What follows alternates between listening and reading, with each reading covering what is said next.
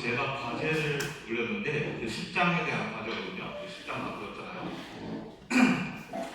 과제를 올렸고 다음 주 화요일까지 제출하면 되겠습니다. 그 강의 자료 거기 들어가 있고요. 근데 제가 그 문제를 아까 전에 만들어서 올렸는데 좀 어렵습니다. 그래서 좀 생각을 많이 하고 풀어야 될 수도 있고 쉬운 문제도 있는데 좀 어려운 문제가 많이 있어요. 그래서 약간 어려우니까 좀 생각을 많이 해야 될 것이다. 그리고 어렵기도 어려운데 제가 하나 잘못 가르친 게 있더라고요. 그래서 그 부분을 다시 하고 넘어가야 될 것 같아요. 죄송합니다. 제가 지식이 짧아서 잘못 가르친 부분이 있는데 어디를 제가 잘못 가르쳤냐면 여기 인디렉트 프라이스 디스크리미네이션이라는 부분을 제가 잘못 가르쳤던 것 같아요. 제가 잘못 가르친 것 같아요. 틀리게 가르쳐가지고 다시 이 부분을 좀 하겠습니다. 좀 자세하게 할게요.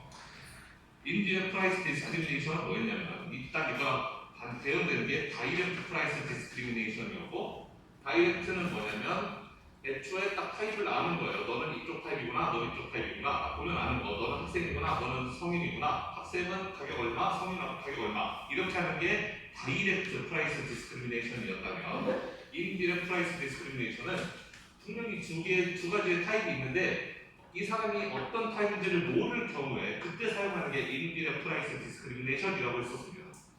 분명히 두 타입 A, 타입 B 이렇게 있는데 딱 봐서는 이 사람이 어느 타입인지 알 수가 없다는 거죠. 뭐 물어볼 수도 없고. 그래서 두 가지의 가격 체계를 준 다음에 알아서 자기 거를 찾아가게끔 만드는 게 인디렉트 프라이스 디스크리미네이션이라고 그랬고 그걸 하는 방식이 하나는 퀀티티를 가지고 하는 게 있었고 하나는 벌저링을 가지고 하는 게 있었어요. 그래서 퀀티티를 가지고 하는 건 뭐였냐면은 만약에 두 타입이 한쪽 타입은 가격에 대해서 비탄력적이고 한쪽 타입은 가격에 대해서 탄력적이다. 그래서 예를 들면 비탄력적인 사람은 이런 사람이에요. 나는 많이 사기는 싫은데 나는 1인 가구라서 뭐 양파 한 개만 사면 되는데 그 한 개의 가격이 좀 비싸도 나는 상관없는 사람. 하지만 많이 사기는 뭐 3개, 4개씩 살 필요는 없는 그런 사람이 한쪽 타입이 있고 또 한 사람은 집에 식구들이 많아요. 그런데 가격에는 좀 민감해가지고 나는 가격이 싸면은 많이도 살 그런 용의가 있는 그런 두 타입이 있을 수가 있죠. 우리 주변에서 예를 들자면 한쪽 타입은 가격이 좀 비싸도 사겠지만 많이 안 살 사람, 한두 개만 살 사람. 한쪽 타입은 가격이 싸야 살 건데 어쨌든 많이 살 용의도 있는 사람. 그런데 딱 봐서는 알 수가 없기 때문에 너는 이렇게 사, 너는 이렇게 사 할 수가 없기 때문에 가격을 둘로 제시한다. 만약에 한 개, 두 개 이렇게 살 거면은 가격이 얼마. 대신에 한 5개 이상 사면은 가격이 얼마 이런 식으로 하는 거를 퀀터티로 이제 그 조절하는 프라이스 디스크리미네이션이라고 했고 벌저닝은 그 버전을 다르게 만드는 거라고 그랬죠. 예를 들면은 뭐 KTX의 좌석을 일반실과 특실로 나눠서 일반실을 일부러 좀 불편하게 만든다는 거예요. 그래서 좀 나는 가격이 비싸더라도 편하게 가겠다는 사람은 알아서 특실로 가게끔 나는 가격이 너무 비싸면 싫고 나는 좀 불편하더라도 싼 가격에 가고 싶다 하는 사람은 알아서 일반실로 가게끔 이렇게 하는 거를 벌저닝이라고 했습니다. 우리가 수업 시간에는 문제를 퀀터티에 대한 걸 하지 않고 벌저닝 문제만 풀었어요. 토요타, 렉서스 이 예만 풀었었죠. 이거 벌저닝에 대한 문제였어요. 똑같은 회사인데 비슷한 차를 만들면서 하나는 고급차, 하나는 좀 서민차 이렇게 토요타, 렉서스를 나눠서 팔 때 이제 그 손님들이 알아서 나눠서 가게끔 하는 거 이거를 배웠었는데 퀀티티로 하는 거를 제가 이제 예를 들어서 하지 않았었더라고요. 그런데 제가 예를 들어서 문제를 풀지 않았지만 설명을 대충 하면서 그때 설명을 좀 잘못했던 것 같아요. 그래서 다시 한번 설명을 하겠습니다. 그 부분을.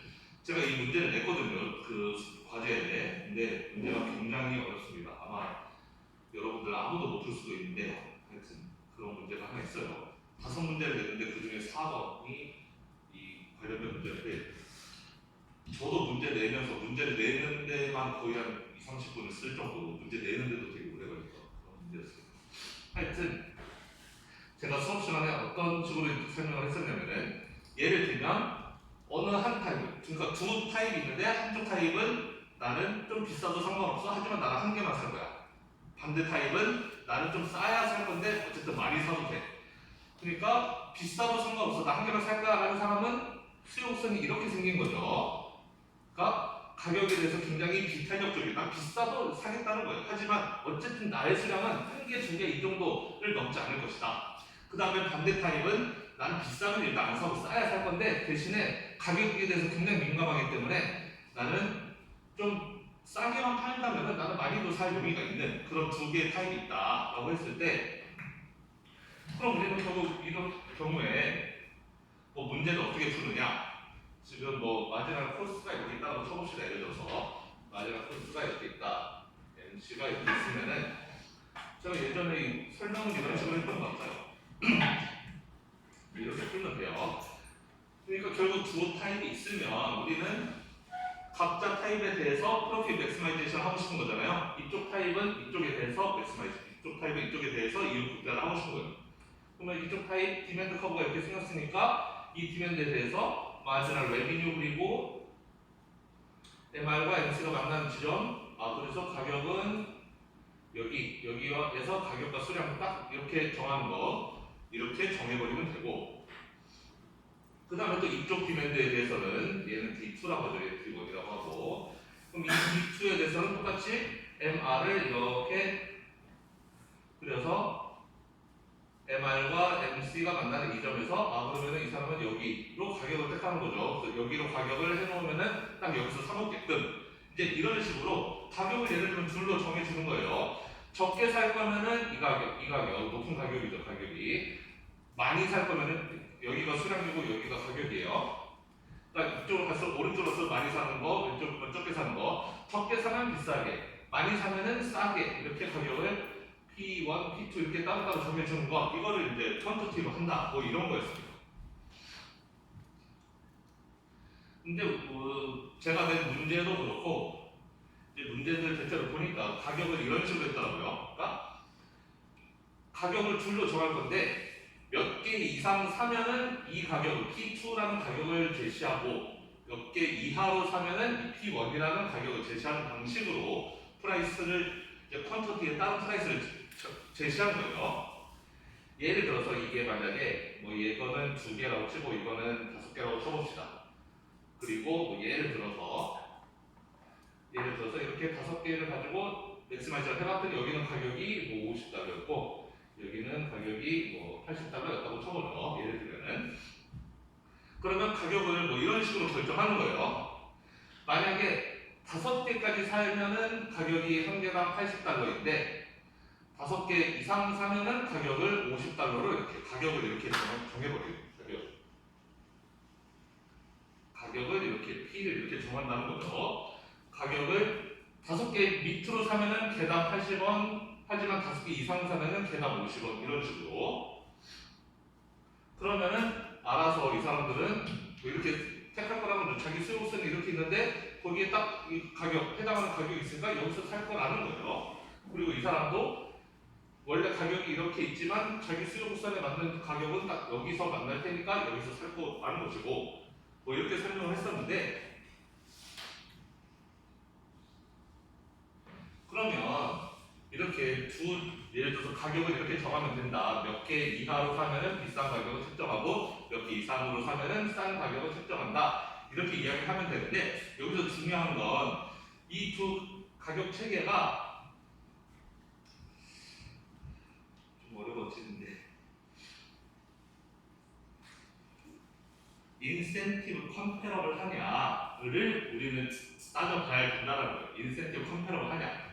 뭔 소리냐면은 과연 이 D1에 해당하는 이쪽 수요에 있는 사람은 과연 이거를 살 것인지 그리고 이 D2에 해당하는 사람은 이걸 살 것인지를 따져봐야 된다. 예를 들어서 D1에 있는 사람이 이걸 안 사고 이걸 사는 선택을 해버리게 된다면 이 가격 정책은 의미가 없다는 거죠. 그래서 각자의 수요가 알아서 얘는 이걸 사고 얘는 이걸 사게끔 해야지 인센티브 컴패러블 한데 그럼 인센티브 컴패러블 한지 안 한지는 어떻게 우리가 따져볼 수 있느냐?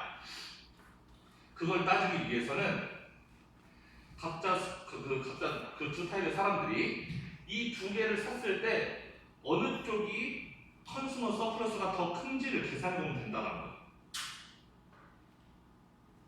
결국 우리가 소비를 할 때는 컨슈머 서플러스가 더 큰 방향으로 소비를 할 거라는 거죠. 컨슈머 서플러스가 내가 그 물건을 구매했을 때 내가 얻게 되는 추가로 얻게 되는 행복이니까 그게 큰 방향으로 소비를 할 것이다. 예를 들어서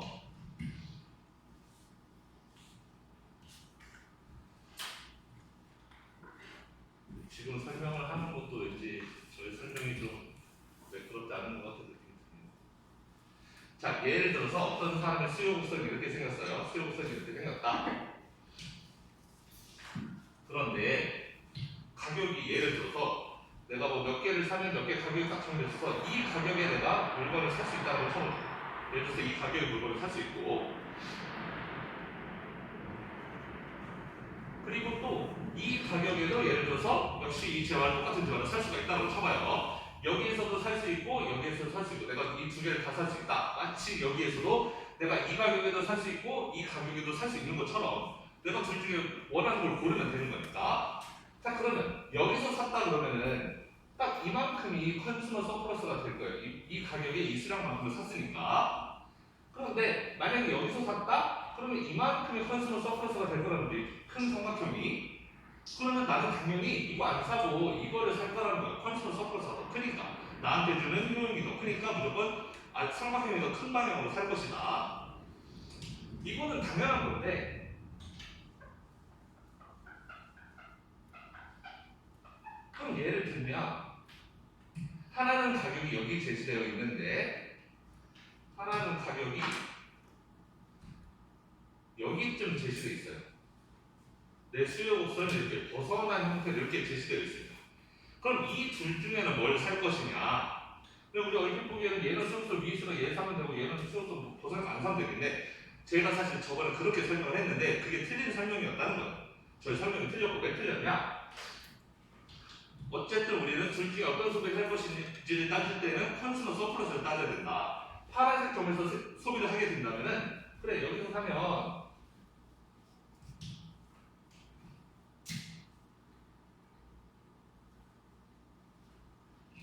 내가 파란색 점 여기서 소비를 하게 된다면은 그렇죠. 여기 삼각형만큼 컨슈머 서플러스를 얻게 되겠죠.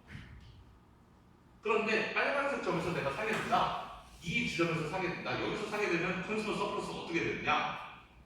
계산해보면 이렇게 되는 거죠. 여기 사게 되면은 이 가격에 사게 되면은 나는 이만큼의 서플러스는 플러스로 얻을 거예요. 이 삼각형만큼은.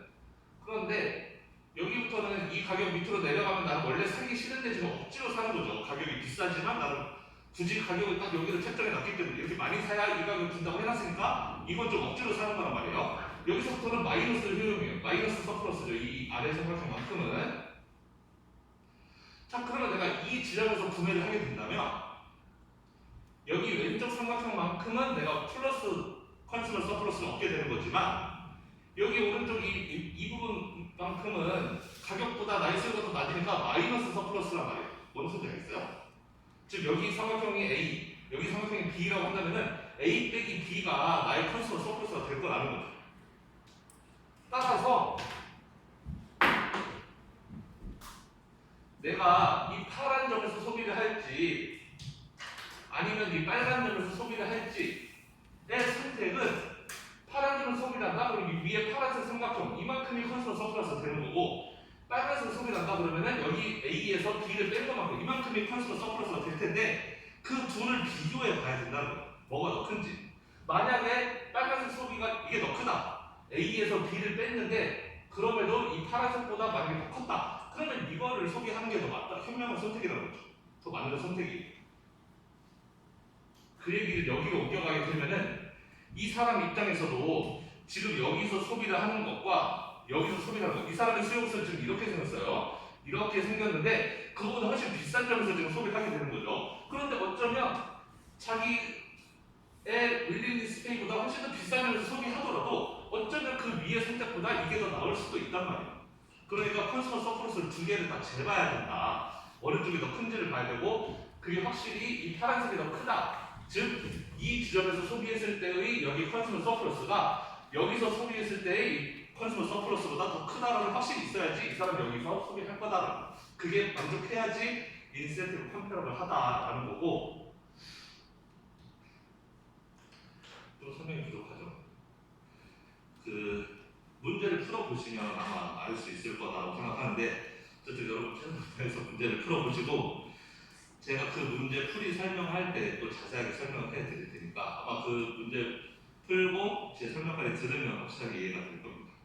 어쨌든 저의 설명은 자 일단 문제 푸는 방식은 이렇게 해라라는 거예요. 둘 타입이 있으면 일단 각자 독점 문제 풀듯이 각자 MI equal MC 해서 각자 가격을 정한 다음에 이렇게 두 개의 가격이 나왔으면은 그럼 가격을 이렇게 정해라. 딱 그 싸게 사겠다는 사람 많이 사되 낮은 가격에 사겠다는 사람 기준으로 해서 이 사람이 사는 이거 이상의 수요가 되면은 그러니까 이거 이상의 수량이면은 낮은 가격을 제시하고 이거보다 적게 살 거면 높은 가격을 제시해서 그래서 이 사람이 이거를 안 사는 쪽으로 되어야지 인센티브 컴페어를 한 거고 만약에 이 사람이 이걸 안 고르고 이거를 고른 쪽으로 온다? 그러면 지금 이 가격 자체는 의미가 없어져 버리는 거니까 사실 이렇게 하나만 나눈 문제에 그런 부분들이 나오게 된다.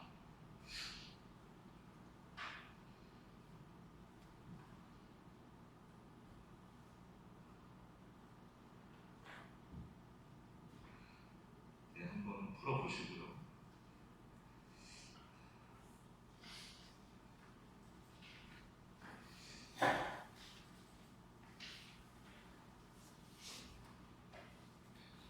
솔직히 제가 좀 많이 바빠가지고 이번 학기부터 좀 많이 바빠서 좀 수업 준비를 좀 잘 못하고 있는 그런 측면이 좀 없지 않은데 많이 미안합니다.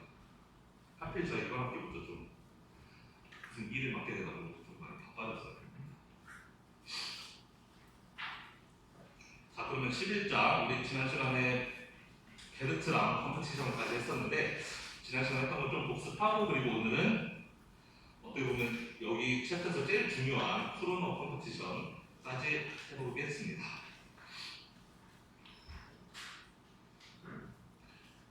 그래서 우리가 지금 여기 11장에서 다루려고 하는 것은 올리고폴리인데 기본적으로 올리고폴리에서는 몇 개의 회사들이 이제 과정을 이루고 있는 형태를 의미한 거고 우리는 지금 기본적으로 두 개의 회사만 가져갈 거예요. 세 개 이상의 회사를 다루는 거는 어차피 확장만 하면 돼요. 일단 기본적인 두 개만 가지고 하면 기본 아이디어는 다 얻을 수가 있으니까 우리는 두 개의 회사가 있는 걸로 가정을 하고 여러 문제들을 풀어볼 텐데 일단 첫 번째 죄송합니다. 일단 여러분들이 이것만 이 표만 이해해도 콜루전과 쿠르노 이퀄리브리엄의 차이에 대해서 어느 정도 이해를 할 수가 있어요. 이 게임을 이해하는 게 중요한데 그 지금 광고를 가지고 경쟁하는 거죠. 두 회사가 똑같이 영화를 하나씩 이제 그 발표를 개봉을 했는데 자기 영화를 광고를 할지 말지 그래서 둘 다 광고하거나 둘 다 광고 안 하거나 또는 그냥 센터로 비기는 건데 어쨌든 둘 다 광고를 하면 둘 다 광고비를 지출한 거니까 어쨌든 둘 모두에게 손실이다. 둘 다 광고를 안 하는 쪽이 더 큰 이익을 가져다 준다. 돈을 안 썼으니까 광고가 있으니까 더 이익이라는 거지만 근데 문제는 한쪽이 광고를 하고 한쪽이 광고를 안 했을 때 이제 문제가 발생하는 건데 한쪽이 안 하고 한쪽이 광고를 한다. 그럼 광고하는 쪽이 몰빵으로 이익을 다 가져간다는 거죠. 손님들은 광고 보고 다 갈 거라는 거예요. 그래서 광고하는 쪽으로 전부 손님들이 몰리게 될 것이고 그렇게 되는 경우에 내시 이퀄리브리엄을 찾아보면 제가 내시 찾는 거 지난번에 했었죠. 상대방이 이쪽으로 갔을 때 나는 뭐가 더 좋은지 상대방이 저쪽으로 가면 난 뭐가 더 좋은지 이런 식으로 찾으면 된다고 했어요. 여기 디즈니 입장에서 디즈니가 만약에 애드버타이즈를 한다. 디즈니가 애드버타이즈 한다. 즉 그렇게 하면은 여기 이쪽 줄밖에 없는 거죠. 그럼 워너브라더스 입장에서 자기가 고르는 거예요. 내가 이거 250을 택할지 마이너스 80을 택할지 250을 택하는 게 당연히 이득이라는 거죠. 이걸 하는 게 맞고 그 다음에 디즈니가 이번에 오른쪽 돈 애드버타이즈를 한다.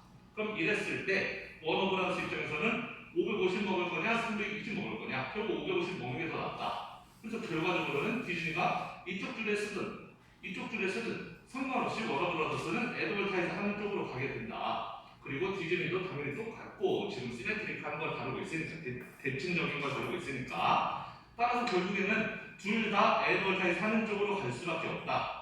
둘 다 인센티브가 애드버타이즈 쪽으로 가게 된다.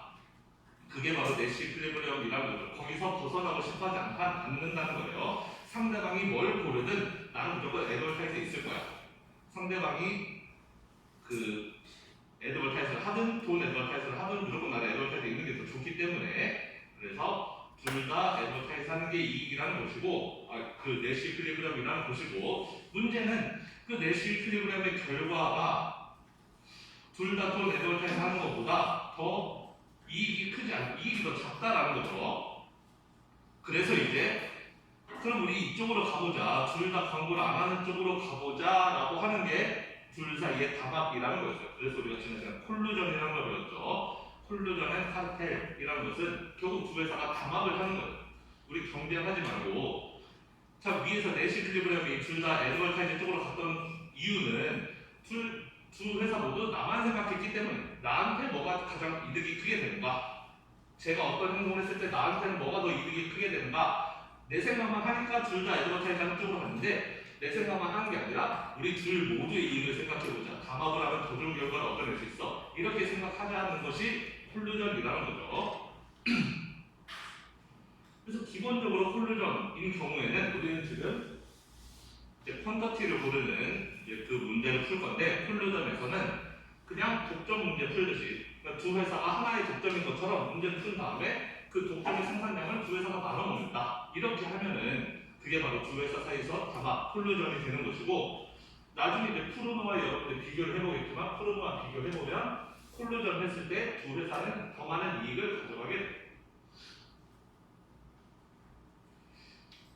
그래서 콜루전이라는 것은 결국 두 회사를 하나의 회사로 보고 그냥 모노폴리 문제를 푼 다음에 그 모노폴리에서 Q가 8개로 결정됐다, 그러면 두 회사는 그냥 4개씩 나눠 먹는다. 그래서 모노폴리의 이익을 둘 다 반띵하는 방식으로 계산하는 게 콜루전.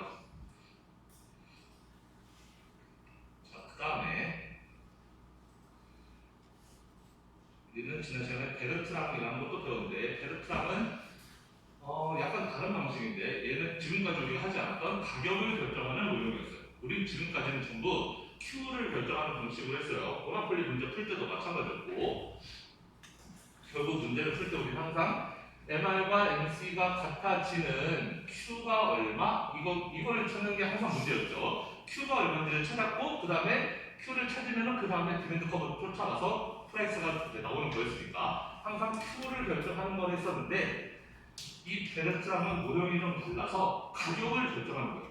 Q는 그냥 따라오는 것이고, 두 회사가 있는데 가격을 딱 정해서 내가 만약에 상대방보다 조금이라도 더 싸다? 그러면 모든 수요를 내가 다 먹는. 그러니까 지금 여기서는 수요 곡선이라는 게 별로 의미가 없어요. 지금 수요 곡선 따질 필요 전혀 없이 그냥 단순히 가격을 딱 동시에 부르는 거예요. 월마트랑 타겟이 플레이스테이션을 얼마에 팔 것인가 가격 딱 불렀는데, 월마트는 300달러, 타겟은 350달러 불렀으면은 모든 수요가 다 월마트한테 가게 된다. 이제 이런 모형이 베르트랑 모형이에요. 그러니까 사실 우리가 지금 여기 나와 있는 예에서는 뭐 계산을 막 하고 그럴 게 없어요. 그냥 단순히 두 회사 중에 조금이라도 더 가격 낮은 회사가 수요를 다 가져간다, 그것만 이해하면 돼요. 가격이 같으면 수요를 반띵하는 걸로 가정을 하고, 즉 우리는 수요를 결정하는 모형이 아니기 때문에 문제는 그 여기 위에서 콜루전한테 했던 것처럼 막 MR 이퀄런스 이런 문제를 풀 필요가 전혀 없고, 그냥 여기 베르트랑에서는 우리가 그냥 합리적인 생각만 하면 됩니다. 머릿속으로만 생각해서 둘 중에 가격이 조금이라도 싸면 무조건 이기는 게임이다. 그랬을 때 내시 이퀄리브리엄은 어떻게 되느냐? 그러면 무조건 상대방 지금 가격 경쟁을 하고 있다 그러면은 상대방보다 1달러라도 0.01달러라도 낮추기만 하면 내가 무조건 이기는 게임이에요. 그럼 서로 가격을 서로 낮추려고 하겠죠. 어쨌든 상대방보다는 0.01이라도 낮아야 되니까. 그러면 어쨌든 상대방보다 조금이라도 낮으면 내가 이익. 그러니까 서로 가격을 낮추려고 할 거예요. 그런데 그게 어디까지 낮출 수가 있느냐? 결국 그 가격이 마지널 코스트와 같아질 때까지 낮출 수 있다는 거예요. 그 밑으로 내려가면 손해니까. 손해는 볼 수 없으니까 어쨌든 손익분기까지는 가격을 둘 다 낮출 수 있다. 그런데 그 밑으로는 가격을 더 낮출 수 없다. 그럼 우리는 내시 이퀄리브리엄이라는 것은 결국 지금 현재 상태에서 벗어날 유인이 없어야 돼요. 두 회사 모두에.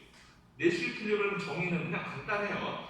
지금 현재 상태에서 둘 모두 벗어날 의지가 없으면, 그러니까 벗어났을 때 더 좋은 대안이 없다면, 둘 모두에게 여기서 벗어났을 때 더 좋은 대안이 없다라면 지금 현재 상태가 내시크리브리엄인 건데, 만약에 두 회사가 모두 지금 마지막 코스와 동일한 프라이스를 갖고 있다. 그러면 두 회사가 가격이 같을 테니까 두 회사의 마지막 코스가 같다라고 가정하면, 여기 마지막 코스가 아이덴티컬하다고 가정했죠.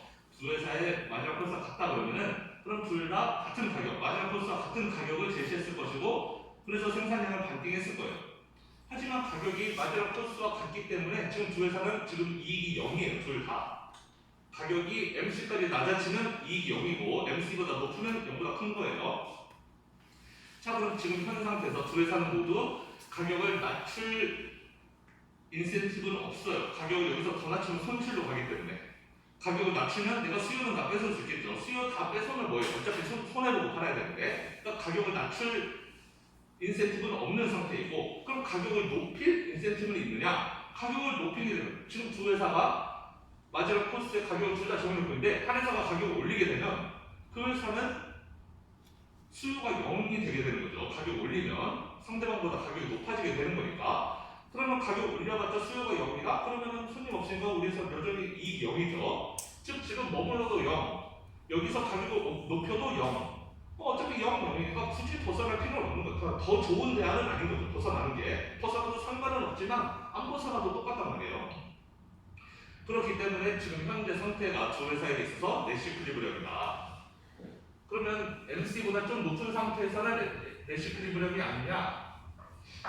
예를 들면 MC가 여기 이렇게 바닥에 MC가 있는데, 두 회사가 가격을 둘 다 여기 좀 높게쯤 정했어요. 여기 월마트, 그다음에 타겟 이렇게 둘 다 높게 정했어요. 지금 이 상태 둘 다 가격이 좀 높아요. MC보다 둘 다 이익을 보고 있는 상태죠. 그럼 이렇게 높은 상태에서 둘 다 이익을 보고 있는 상태에서 가격이 둘 다 같게, 그래서 수요를 반띵해서 나눠 먹고 있는 상태라면 지금 이 상태는 내시크리브리엄이 아니냐? 아니라는 거예요. 왜냐하면 벗어날 유인이 있어요. 벗어날 인센티브가 있다. 타겟 입장에서 가격을 여기서 이만큼만 낮춰요. 아주 마지막에 0.01달러만 낮춰요. 가격을 이만큼만 낮추게 되면은 가격 살짝 낮췄지만 수요 다 뺏어오는 거잖아요. 그 전에는 반띵하고 있었는데 그 절반의 수요를 다 데려올 수 있단 말이에요. 그러면 훨씬 이익이 커질 거 아니에요. 가격 살짝 낮추고 그 수량이 2배가 되니까 당연히 내려가고 싶은 욕심이 있다는 거죠. 얘도 마찬가지고. 그렇기 때문에 이렇게 벗어났을 때 더 좋은 상황이 발생한다? 그러면 내시크리브리엄이 아니다. 이 상태는 내시가 아니라는 거예요. 결국 언제 내시? 둘 다 가격이 여기 이렇게 왔을 때 내시가 된다. 왜? 둘 다 내려가기도 싫고 내려가면 손해니까. 올라가봤자 더 좋을 게 없어. 올라가면은 어차피 수요 다 뺏기고 이익은 어차피 0이니까 여기 있어도 0, 올라가도 0. 그러면 굳이 올라갈 필요는 없는 거예요. 그래서 여기 있는 게 베스트이기 때문에 내시크리브리엄은 결국 두 회사 모두 마지막 코스까지 가격을 낮추게 되는 게 내시크리브리엄이 된다라는 것이고, 그래서 우리가 여기서 얻을 수 있는 교훈은, 자, 지금 우리는 지금 가격을 경쟁을 하고 있는 거예요. 두 회사가 내가 가격 얼마로 하겠다, 넌 얼마로 해, 이런 가격 경쟁을 하는 경우에는 회사가 많지 않아도, 회사가 딱 두 개밖에 없어도 마켓 이퀄리브리엄이 퍼펙트 컴퍼티션과 아이덴티컬하다. 어떤 점에서 가격이 MC와 같아지는 지점까지 내려간다는 점에서 퍼펙트 컴퍼티션과 똑같아진다라는. 우리가 잠시 후에 프루노 경쟁을 배울 거예요. 프루노 컴퍼티션을 배울 건데, 프루노 컴퍼티션은 우리 앞에서 모노폴리나 그 콜루전 했던 것처럼 Q를 찾는 모형으로 할 거예요. 이 Q를 찾는 경쟁, 즉 생산량을 결정하는 상태에서의 경쟁은 두 회사 모두 MC까지 떨어지지가 않아요. 가격이 MC까지 떨어지지가 않는데, 근데 베르트랑 컴퍼티션에서는 가격이 MC까지 떨어지게 된다. 가격이 MC까지 떨어지게 된다는 것은 두 회사 모두 이윤이 빵이라는 거고, 그거는 퍼펙트 컴퍼티션과 똑같은 거죠. 우리 퍼펙트 컴퍼티션에서 수없이 얘기했던 P는 MC였잖아요. 여기까지 내려간다는 거. 그러니까 그것과 동일해진다. 그만큼 가격 경쟁이라는 것은 두 회사에 있어서 소비자 입장에서는 바람직한 거일 수 있지만 기업의 입장에서는 굉장히 치명적이라는 거예요. 거의 이윤을 만들어내기 어렵다는 거죠. 가격 경쟁으로 치면은 둘 다 굉장히 힘든 싸움을 해야 된다라는 거예요. 실제로. 그러면 이 가격 경쟁과는 좀 다른 이제 수량 경쟁, 크루너 컴퍼티션을 해보겠습니다. 이게 제일 중요한 거예요. 우리 챕터에서 아마 가장 중요한 부분이 바로 이 크루너 컴퍼티션일 겁니다. 여러분들이 이것만 잘 이해하면 이 크루너 컴퍼티션 하고 그 다음에 나오게 될 스테이클 컴퍼티션 이 두 개만 잘 이해하면 사실 더 할 게 없어요. 이게 제일 중요합니다. 자, 그러면은 이번엔 만약에 Forms for Personal Quantity Decision 이번에는 다시 이 Q를 결정하는 걸로 다시 바꿔보자. 방금 전에 베르트랑에서는 Q를 결정하는 게 아니라 P를, 프라이스를 결정하는 거였는데 이번엔 다시 생산량을 결정하는 걸로 바꿔보자. 자, 많은 경우에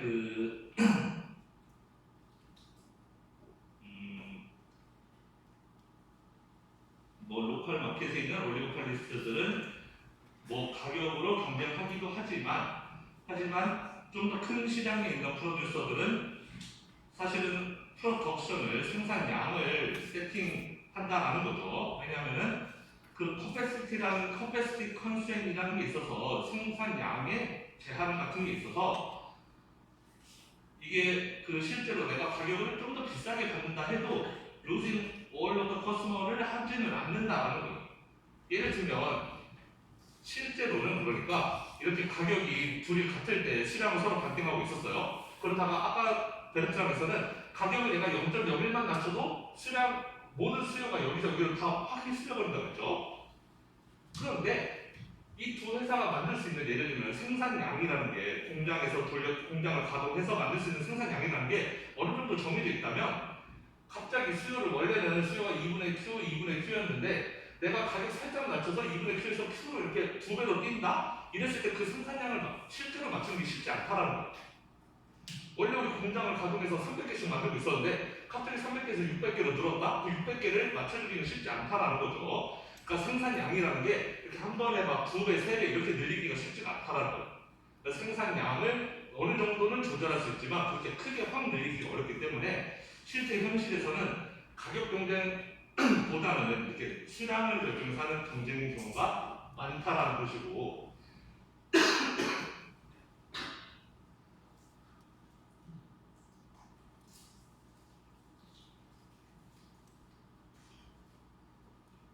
그래서 우리는 그렇게 그러니까 each firm이 프로덕션 퀀티티를 결정하는 방식에서의 올리고폴리 모델을 크루노 컴퍼티션이라고 부른다.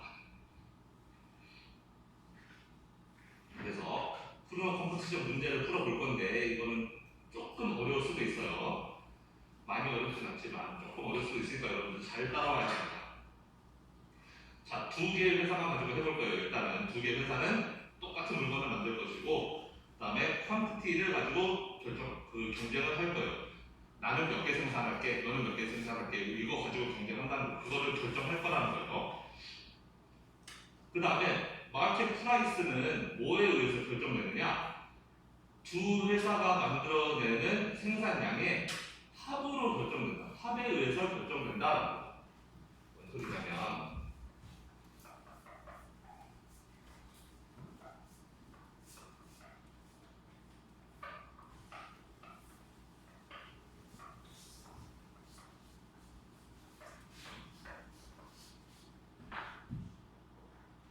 우리 지금까지 수요 곡선 제일 많이 했던 게 P는 10 Q 이런 식으로 보통 이렇게 했잖아요. 가격은 10만 Q 이런 식으로 수요 곡선 이렇게 생겼었단 말이에요. 그럼 이 Q라는 게 뭐냐? 만약에 회사가 두 개 있다고 치면 지금 크루노 경쟁에서 회사가 두 개 있다. 그럼 Q라는 것은 1번 회사의 Q 더하기 2번 회사의 Q라는 거예요. 그거 합쳐서 전체 Q라는 거예요. 결국 가격은 뭐에 의해서 결정되느냐? 두 회사가 합쳐서 몇 개 생산하는지에 의해서 결정된다. 그 뜻이에요. 여기 마켓 프라이스라는 게 is determined by the sum of quantities by two firms라는 거죠. 두 회사가 몇 개 생산하는지에 의해서 두 회사가 만약에 3개, 4개 생산한다 그러면 10 빼기 7 해서 $3 이렇게 결정된다는 거죠. 만약에 두 회사가 3개 이렇게 생산한다 그러면 10 빼기 6 해서 $4 이렇게 결정된다는 거예요. 결국 각 회사가 몇 개씩 만드는지 두 회사 합친 수량에 의해서 가격이 결정된다. 그리고 두 회사는 이 수량을 simultaneously 하게 결정한다. 동시에 결정한다. 이 동시에 결정한다는 것은 지금은 좀 중요합니다. 왜냐하면 우리가 이 다음에 배우게 될 모형인 스테이플버그 모형에서는 쿠르노랑 똑같은데 딱 하나만 달라요. simultaneously 하게 결정한 게 아니고 1번 회사가 먼저 결정하고 2번 회사가 1번 회사 결정을 보고 따라하는, 그러니까 2번 회사 결정을 보고 그 다음에 결정하는, 이렇게 시퀀셜하게 그 의사결정을 하는 거라면 쿠르노 컴포지션은 일단 동시에 의사결정하는 거예요. 동시에 나는 그 하나 둘 셋 하면 서로 결정하는 거죠. 몇 개 생산할지를. 자, 그러면 여기서는 지금 일반적인 형태의 그 모형을 일단 제시했어요. 이건 일반적인 형태의 모형이에요. 일반형이죠. 세미오터 쿠르노 모델. 그래서 두 개의 회사가 있어요. 자, 두 회사 모두 컨스턴트 마지막 코스가 C라고 쳐봅시다. 두 회사 모두 마지막 코스가 C예요. 그 다음에 얘네 둘 다 사이버테니어스하게 동시에 프로덕션 퀀터티를 정하는데 1번 회사가 정한 건 Q1, 2번 회사가 정한 건 Q2라고 하겠습니다. 그리고 시장의 디맨드 커브가 P는 A-BQ라고 가정해 볼게요. 이게 일반 형태죠. 저는 그냥 예를 들어서 10 빼기 Q 이렇게 썼지만 저기서 저걸로 치면 A가 10이고 B가 1인 뭐 그런 거죠. 그래서 수요곡선이 P는 A-BQ라고 한다면, 근데 여기서 말하는 이 Q라는 건 뭐다? Q라는 것은 두 회사의 생산량을 합친 게 Q다. 그래서 P는 결국 두 회사의 생산량에 의해서 P가 결정된다라는 거였고, 그럴 때 두 회사의 프로핏은 어떻게 되느냐? 프로핏은 Q1 곱하기 P-C다라는 거예요.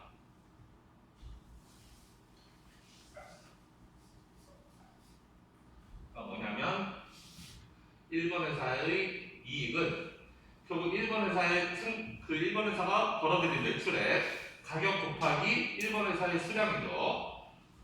그 다음에 비용을 빼면 돼요. 여기서 비용은 마지막 코스 곱하기 그냥 Q1이라는 거죠. 마지막 코스가 컨스턴트 하다 그랬으니까 그냥 한 개 생산할 때마다 C만큼 그 비용이 들어가는 거예요. 우리는 여기서 픽스 코스 이런 거는 그냥 감안하지 않고 그냥 베리어블 코스만 있다라고 생각해서 마지막 코스가 C다라는 것은 한 개 만들 때마다 C만큼의 코스가 든다. C가 만약에 3이다 그러면은 만들 때마다 비용이 30 든다는 거예요. 그러니까 그 한 개 만들 때 드는 비용 곱하기 수량만큼이 비용이라는 거죠. 이거는 내가 팔아서 번 돈, 이거는 내가 만드는데 들어간 비용.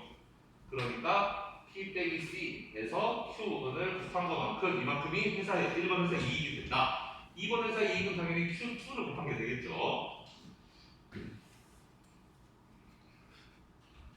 자, 그러면 1번 회사의 이익은 Q1 곱하기 P-C라고 했는데, 그래서 다시 써보면은 이 P를 이제 집어 넣을 거예요. 뭘로 대체하느냐? 아까 P는 A-BQ라고 했잖아요. 그러니까 이거를 집어 넣는다는 거예요.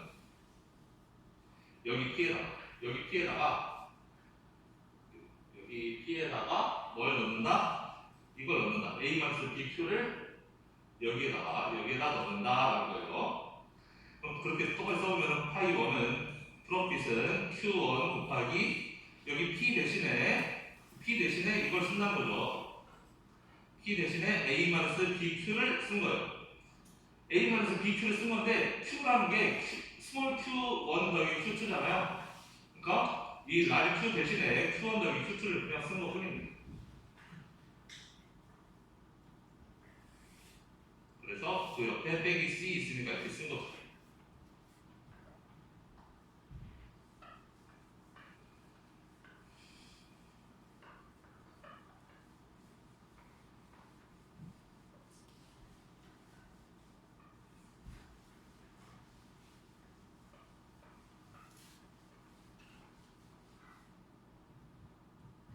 써보면 파이 1은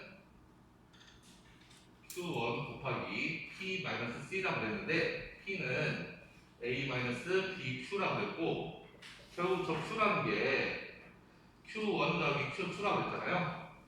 이건 아는 거죠. P는 결국 A-B 이거 Q1 더하기 Q2다. 그러니까 결국 Q1 곱하기 이 P 대신에 이거 그대로 쓴다. A 마이너스 A B Q1 더하기 Q2 그리고 빼기 C 이렇게 썼다라는 거죠. 이 P 대신에 이렇게 썼다라는 거예요. 이거니까 P가 똑같이 펌 2의 프로핏도 이렇게 똑같이 쓰면 된다. 풀어보면 어차피 펌 2의 프로핏은 Q2 곱하기 PC일 테니까 Q2 곱하기 똑같이 이렇게 쓰면 된다. 라는 보시고 자 여기서 중요한 건 이 말이에요. Each firm's profit depends on actions of the other firm이죠. 1번 회사의 이익은, firm 1의 이익은 당연히 자기의 선택에 의해서도 결정돼요. 지금 각자 회사가 선택한 게 뭐예요? 1번 회사는 Q1을 선택하는 거고 2번 회사는 Q2를 선택하는 거죠. 1번 회사의 이익은 Q1에 의해서도 결정돼요. Q1이 이렇게 두 번이나 들어가 있거든요. Q1이 여기도 있고 여기도 있으니까 당연히 자기의 선택에 의해서도 내 이익이 결정되지만 놀랍게도 상대방의 선택 Q2에 의해서도 내 이익이 결정이 되는 거예요. 상대방이 Q2를 얼마 하느냐에 따라서 내 이익이 바뀔 수가 있다는 거예요. 그래서 이게 이 쿠르노 컴퓨티션이 아까 위에서 봤던 이 게임과 비슷하다라는 거예요. 나의 이익이 나의 행동에 의해서 결정되는 게 아니라 상대방이 애드버타이즈를 하느냐 돈 애드버타이즈를 하느냐에 따라서 나의 이익이 바뀌잖아요. 그렇죠? 그것처럼 여기 쿠르노 모델도 결국 나의 이익이 내 행동뿐만 아니라 상대방의 행동에 의해서도 결정된다. 따라서 이거는 게임이라는 거예요. 1번 회사, 2번 회사가 서로 하는 게임이에요. 내가 뭘 하고 너가 뭘 하는지에 따라서 나의 그 이익이 결정되니까. 그럼 우리는 이제 게임인 거 알았고, 그럼 게임에서는 우리가 찾고 싶은 게 내시 이퀄리브리엄을 찾고 싶은 거죠. 어느 지점에서 두 회사가 이제 합의를 찾고 이제 균형을 찾게 됐는지.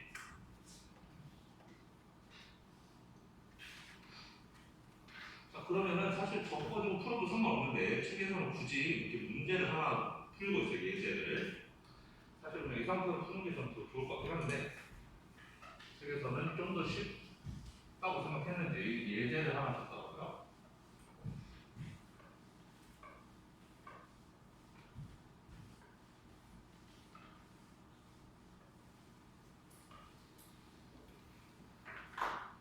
어려우니까 잘 따라오셔야 됩니다. 두 개의 나라가 있는데 사우디아라비아랑 이란이 있어요. 그래서 둘 다 오일 생산량을 결정할 거예요. 원유 생산량을 결정할 건데 자, 두 나라 모두 마젤 코스는 20이고 배럴당 20. 그러니까 1배럴 생산할 때마다 20씩 든다. 이렇게 생각하면 되고 자, 디맨드 커브는 P는 20-3Q로 되어 있고 이 Q라는 것은 결국 두 나라의 생산량의 합이다. 사우디아라비아와 이란의 생산량의 합으로 전체 Q가 결정돼요. 자, 그러면 하나씩 풀어봅시다. P는 둘 다 20이고 그 다음에 마켓의 P는 200-3Q 근데 Q는 사우디아라비아와 이란의 Q를 합친 거라는 거죠.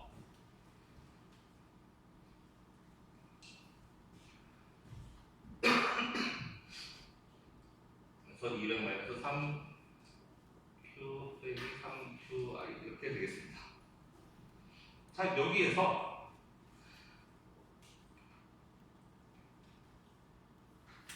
그 마지막 레비뉴 커브라는 것은 결국 그 우리 디맨드 커브에서 그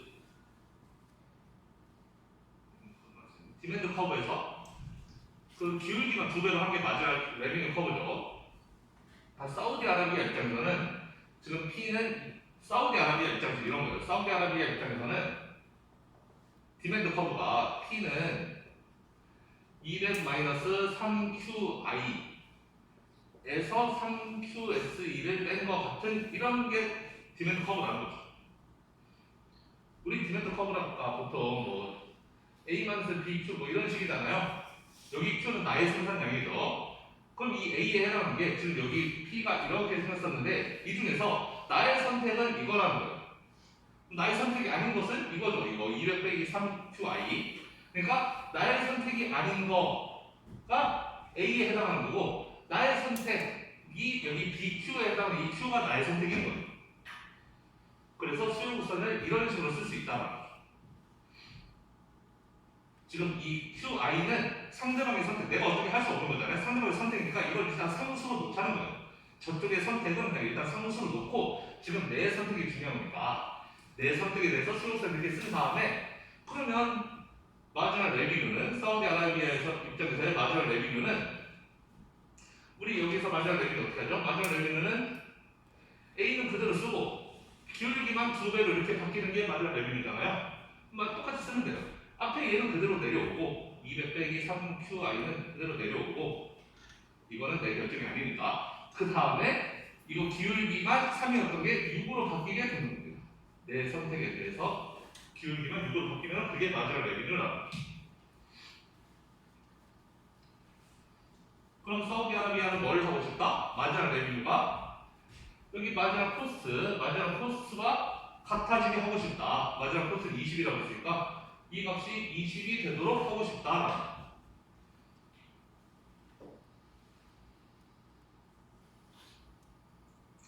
그럼 이거를 사우디아라비아 입장에서 풀어보면 이 방정식을 풀어보면 그러면 6QSE는 180 빼기 3QI니까 따라서 QSA는 30 마이너스 0.5 QI가 된다.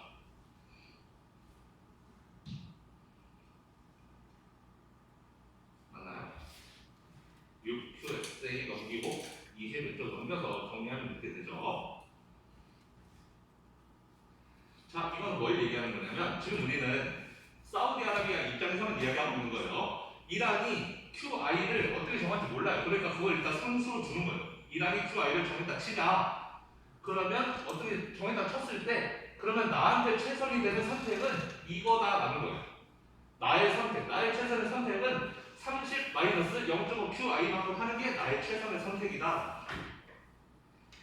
상대방이 10개를 한다? 그럼 30 빼기 5 해서 25개. 상대방이 뭐 20개를 한다? 그럼 30 빼기 10 해서 20개. 뭐 이렇게 한다는 거예요. 상대방이 몇 개 하는지에 따라서 나는 이렇게 하는 게 최선이다.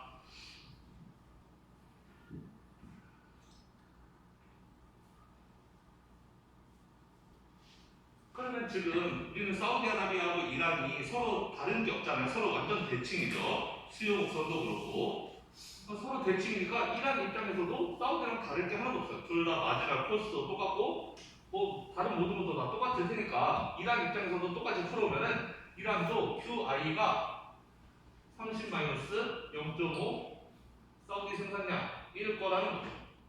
이란에 대해서 지금 문제를 똑같이 풀어보면 지금 저는 사우디에 대해서 문제를 풀었지만 이거를 똑같이 이란에 대해서 똑같이 풀어보면은 여기 있는 숫자를 바뀔 게 하나도 없다는 거죠. 사실 사우디랑 이란 숫자만 바뀔 뿐이고 따라서 이란 역시 이란의 선택은 사우디가 몇 개를 생산하는지에 의해서 달려있다. 너가 10개 생산하면 25개나 할 거고 너가 20개 하면 나도 20개 할 거고 이렇게 할 거라는 거야.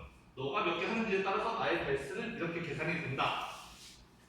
나의 베스트 리스판스라고 그래요. 그래서 이거를 우리 사우디는 이란이 어떻게 할 때 이게 나의 베스트 응답, 베스트 리스판스라는 거고 이거는 이란 입장에서의 베스트 리스판스라는 거예요.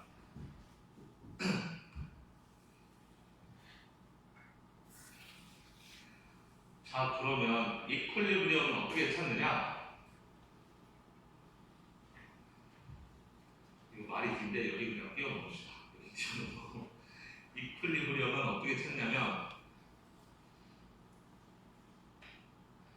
이퀄리브리엄은 일단 이 그림부터 볼게요. 여기 그림을 보면은 지금 이거 QSA는 30-0.5 QI 지금 가로축이 QI고 세로축이 QSA예요. 그러면 사우디 입장에서 보면은 QSA는 30-0.5i 이 노란색 선이 사우디 입장에서의 이거를 함수로 나타낸 거죠. 가로축이 QI, 세로축이 QSA일 때 30 여기 Y축이 30이잖아요. 30 그리고 기울기가 마이너스 0.5죠. 지금 마이너스 0.5로 이렇게 내려오고 있죠. 그러니까 여기 60까지 가서 닿았겠죠. 마이너스 0.5니까 이렇게 내려가는 그림 이게 사우디 입장에서의 리액션 커브, 베스트 리액션이다. 이란이 어떻게 하는지에 따라서 나는 이렇게 하는 게 최선이다. 지금 이걸 따르면 QSA는 30-0.5 QI인데 30이 여기 Y 절편, 이 기울기가 마이너스 0.5잖아요. 그래서 60까지 왔겠죠. 30에서 출발해서. 그럼 이거는 사우디아라비아의 리액션 커브가 이거다. 리액션이 뭔 소리냐? 만약에 가로축이 QI죠. QI가 예를 들어서 이란이 10개를 생산했다 치면은 사우디의 베스트 리액션은 여기 B를 따라서 25개 생산하는 게 사우디의 베스트 리액션이라는 거예요. 만약에 이란이 20개 했다. 만약에 이란이 20개를 하면은 베스트 리액션은 여기 따라서 노란색 선, 여기 20개를 하는 게 베스트라는 거죠. 만약에 이란이 30개를 생산했다. 그럼 30개 생산하면은 여기 베스트는 15개 생산하는 거라는 거죠. 이란이 몇 개 생산하는지에 따라서 사우디의 베스트를 항상 이렇게 보여주는 게 노란색 선이다. 그럼 반대로 이란 입장에서도 똑같이 그려볼 수 있다는 거죠. 이번에는 이란이 이제 Y축이 되고 사우디가 X축이 되는데 저거를 X축, Y축으로 서로 바꿔서 이제 생각을 해보는 거예요. 그러면은 이란 입장에서 보면은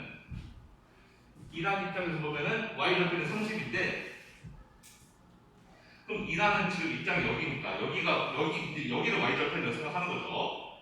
그러면 Y절편이 30, 여기가 30이라는 거예요. 30이고, 그러니까 여러분들 이 그래프를 이렇게 약간 회전시켰다라고 생각해 보시면 돼요. 여기가 Y절편, 그리고 기울기가 마이너스 0.5로 이렇게 내려가고 있는, 이렇게 옆으로 보면 이렇게 내려가고 있는 거잖아요. 이렇게 내려가고 있다라고 생각합시다. 30에서 출발해서 이렇게 내려가는 게 이란의 리액션 커브다. 뭔 소리냐? 사우디가 만약에 잘 표시 안 되네요. 사우디가 만약에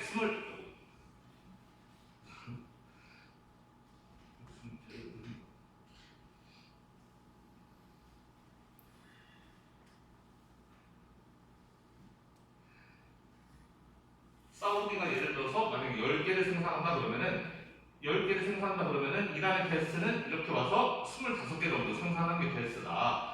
사우디가 20개를 생산한다 그러면 이렇게 쭉 와서 20개를 생산한 게 베스트다.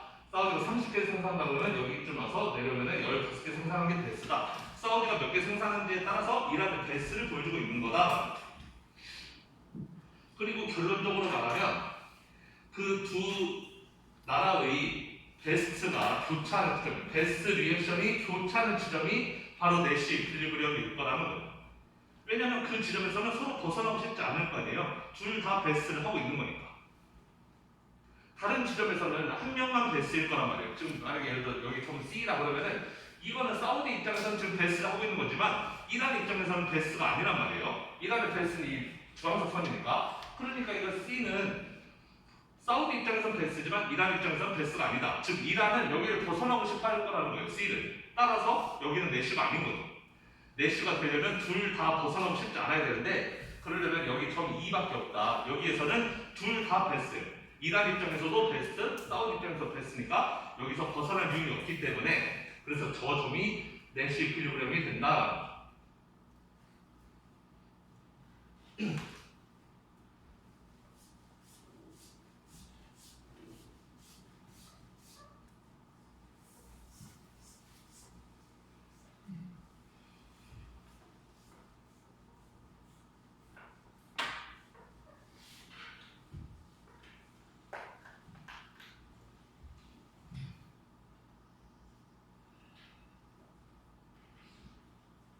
여기가 이란의 베스트고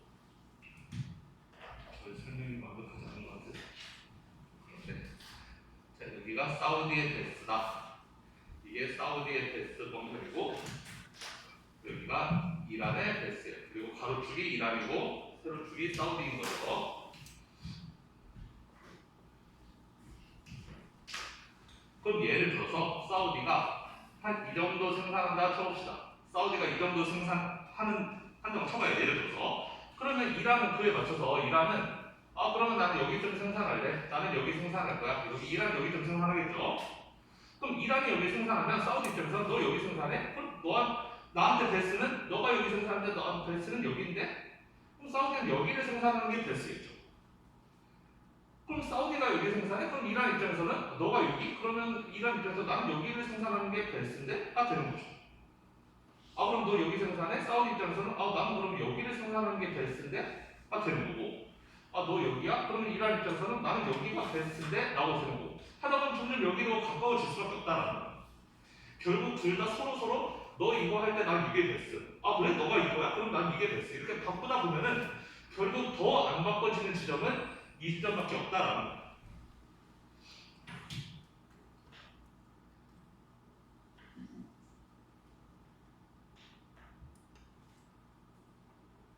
이해되나요? 다시 한번 생각해보면 예를 들어 사우디가 여기쯤 생산한다. 그럼 사우디가 여기서 생산한다 그러면 이란 입장에서는 여기가 베스트니까 그럼 난 이만큼 생산하는 게 좋지. 아, 그럼 널 여기 생산해? 사우디 입장에서 나는 그럼 여기가 제일 좋은데 여기서 생산하고. 아, 그래? 그럼 이란 입장에서 나는 여기가 제일 좋아.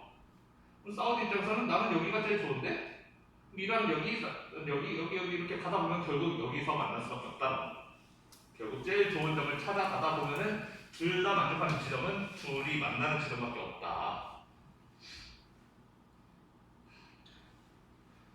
죄송합니다. 저의 설명이 좀 엉망이네요. 자,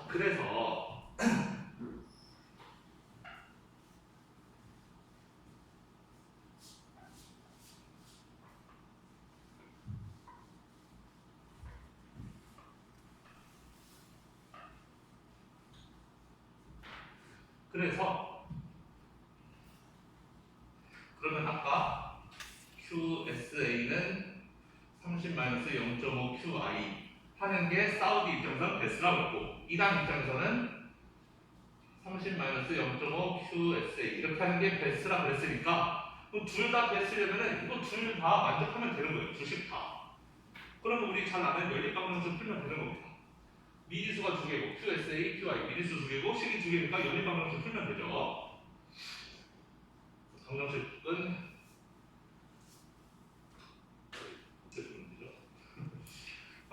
풀면 되죠 그냥. 그럼 여기 QSA 대신에 이거 집어넣자는 거죠. QSA가 이거니까 여기 집어넣어보자. 30-0.5 QI를 집어넣어보자. 우리 중학교 때는 대입법 이런 거죠. QI는 30 빼기 0.5 30이니까 15 0.5니까 더하기 0.25 QI가 되겠네요. 그래서 0.75 QI는 15니까 QI는 20개구나 라는 걸 알 수가 있습니다. 그럼 이거에 대해서 똑같이 풀으면 당연히 QSA도 사우디아라비아도 당연히 20개 생산하겠죠. 물론 이거 집어넣어도 돼요. 여기다가 20개 집어넣으면은 30 빼기 20개면은 10이니까 30 빼기 10하면 20이죠. 역시 두 나라 모두 20개씩을 생산하게 된다. 그래서 사우디아라비아도 20개, 그 다음에 이란도 20개를 생산하게 될 것이다.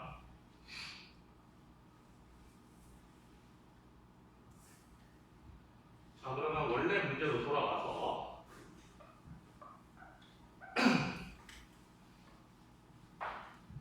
원래 문제가 200-3Q였던 걸로 기억하는데 그러면 두 나라 합쳐서 지금 40개 생산하는 거죠.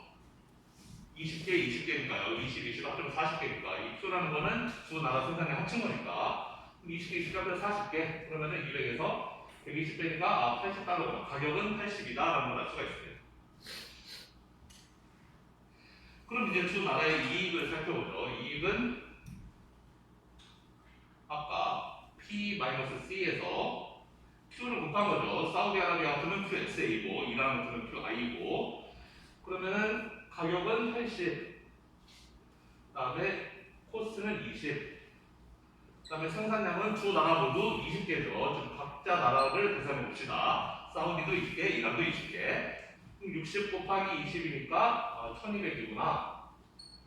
그래서 두 나라의 이익은 1200. 지금 밀리언 단위니까 1.2 빌리언이라는 걸 알 수가 있습니다. 두 나라 모두 1.2 빌리언이라는 거죠.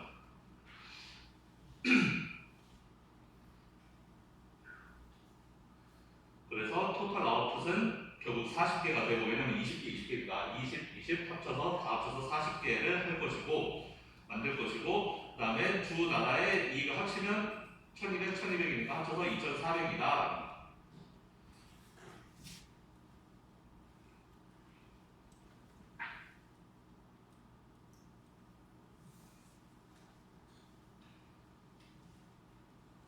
자, 근데 중요한 것은 여기까지 내용도 중요한데 진짜 중요한 건 지금부터인데 이제 이거를 우리는 콜루전하고 비교를 해봐야 돼요. 지금은 좀 콜루전 상태가 아니에요. 지금은 사우디도 그렇고 이란도 그렇고 나한테 제일 좋은 게 뭐지? 서로 자기 생각만 하면서 좀 플레이를 하는 게임이에요. 그래서 사우디도 그렇고 이란도 그렇고 나한테 베스트가 뭔지 이란이 몇 개를 하면 내가 몇 개 하는 게 베스트인지 이란도 똑같이 제가 몇 개 하면 내가 몇 개 하는 게 베스트인지 그렇게 자기 생각만 둘 다 하다 보니 20개 하면은 그래 너가 20개 하면 나도 20개 베스트야. 그래 내가 20개 하면 너도 20개 베스트네. 서로 베스트가 돼가지고 지금 결정이 이렇게 난 거예요. 그런데 콜루전은 그런 게 아니라 그랬죠. 콜루전이라는 것은 둘이 그냥 하나의 모나폴리처럼 행동한 다음에 반띵하는 게 콜루전이라고 했어요. 그럼 우리는 콜루전도 풀어봐야 돼요.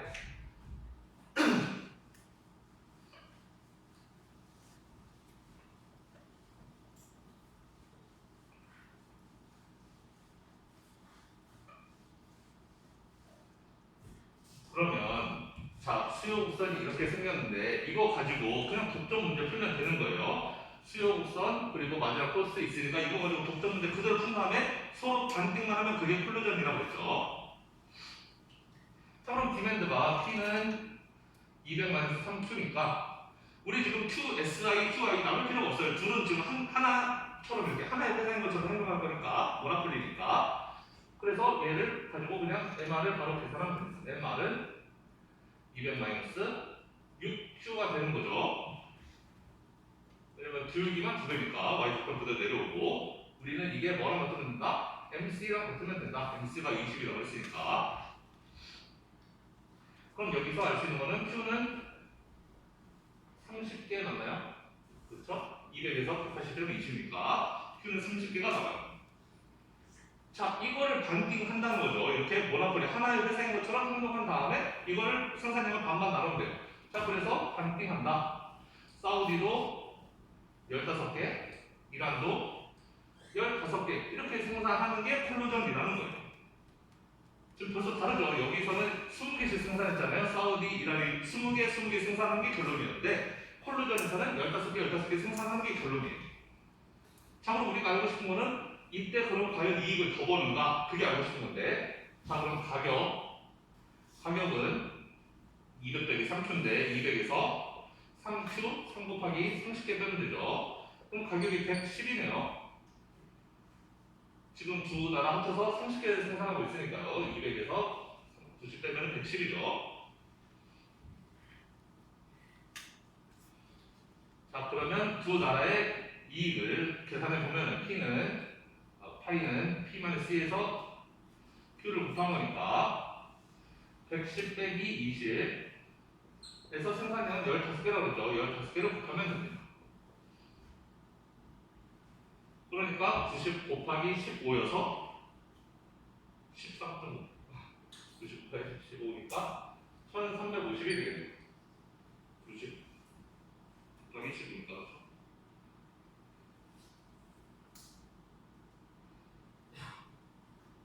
그래서 두 나라의 이익이 둘 다 1350, 1350 이렇게 나옵니다.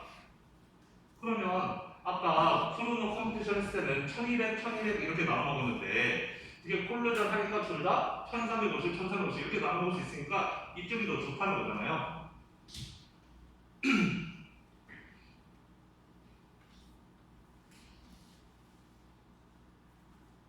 그렇죠?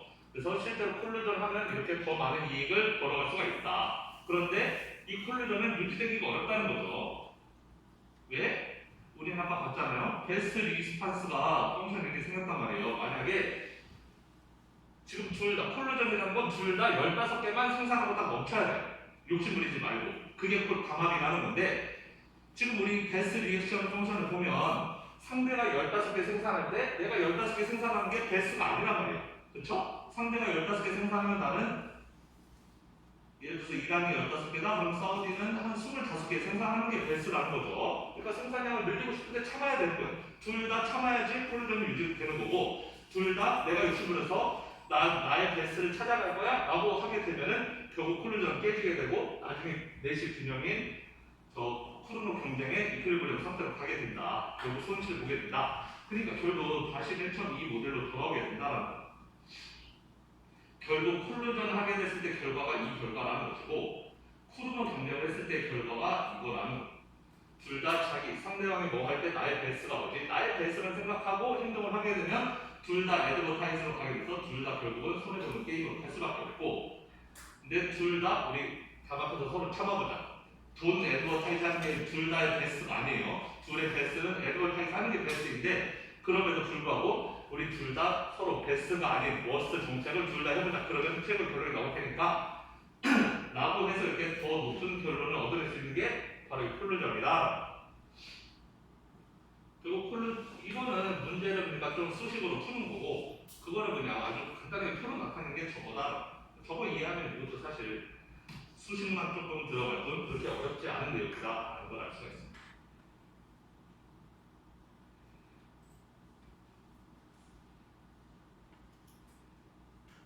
자, 그러면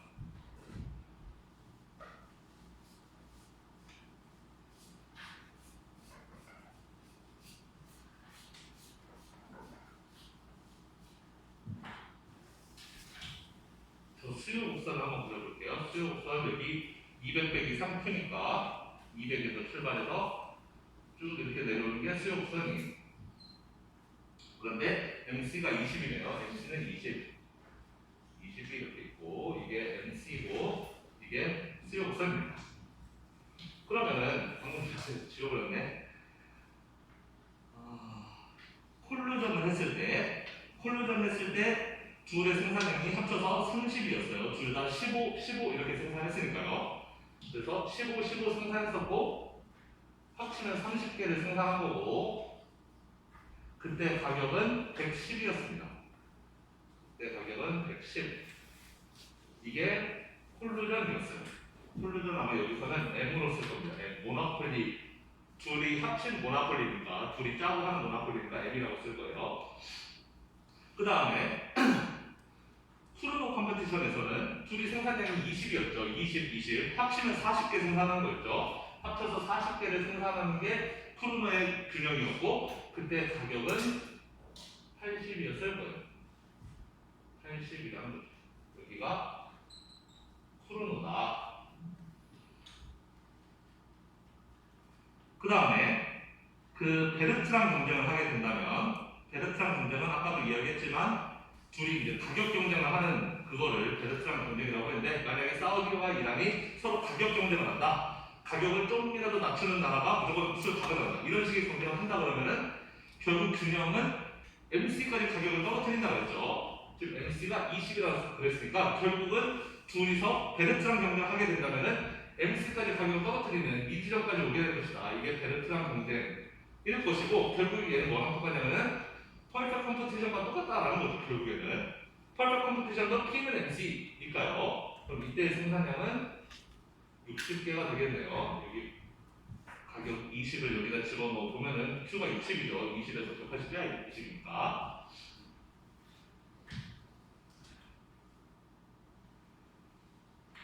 그래서 이런 결론이 나오게 될 거다라는 거. 그래서 콜루전일 때, 즉 모나폴리일 때는 토탈 아웃풋이 30개, 여기 30개고 가격은 110이다.